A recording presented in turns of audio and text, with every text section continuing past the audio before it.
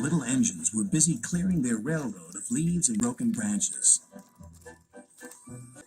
Peter, Sam, and Rusty often worked together. One day, Rusty helped Peter Sam to a water tower.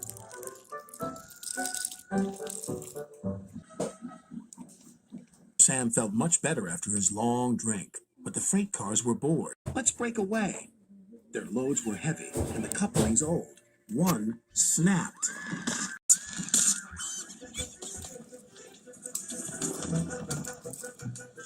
Faster, faster, shouted the freight cars. Sign read slow, steep bends and ravine ahead, but the silly cars never saw it. Then, it was too late.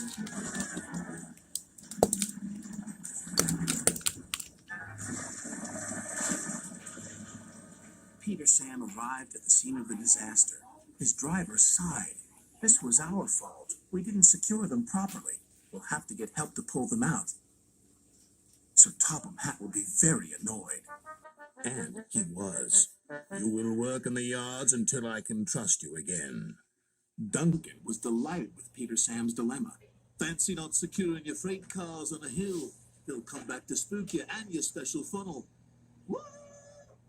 And who's to say you're not afraid of ghosts? Snapped Rusty. Ghosts? Things that go bump in the night? Rubbish! Well, I'll tell you a story that will make your funnel quiver, Rusty said. A long time ago, a little engine was returning home. It was a misty, moonlit night. Suddenly, the engine lost control and plunged over the side into the swamps below.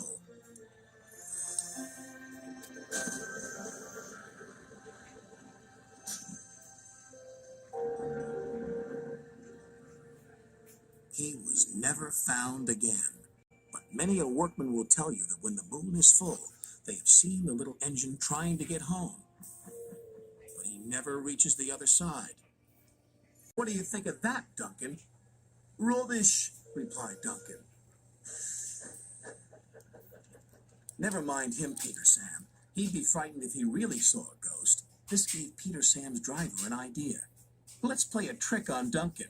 Next day he spoke to Duncan's driver and fireman, who agreed. We'll do it tonight.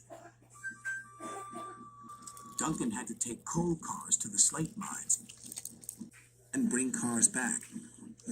Duncan's driver decided as part of the plan to cross the old iron bridge.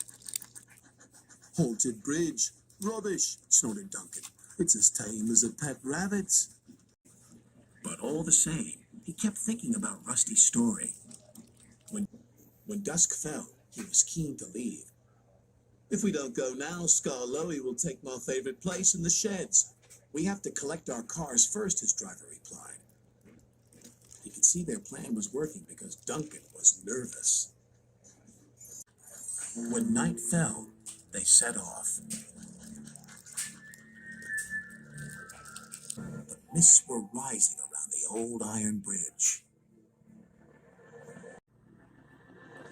Duncan whistled, and the sound echoed everywhere.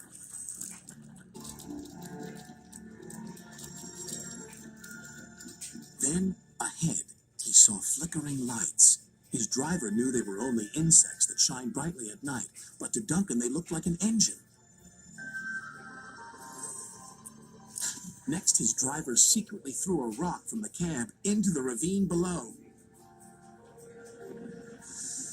It's the ghost! Take me back!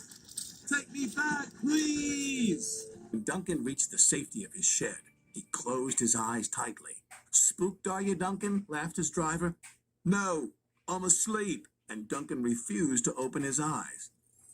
He did, though, when he thought his driver wasn't looking, just to make sure that he was still there.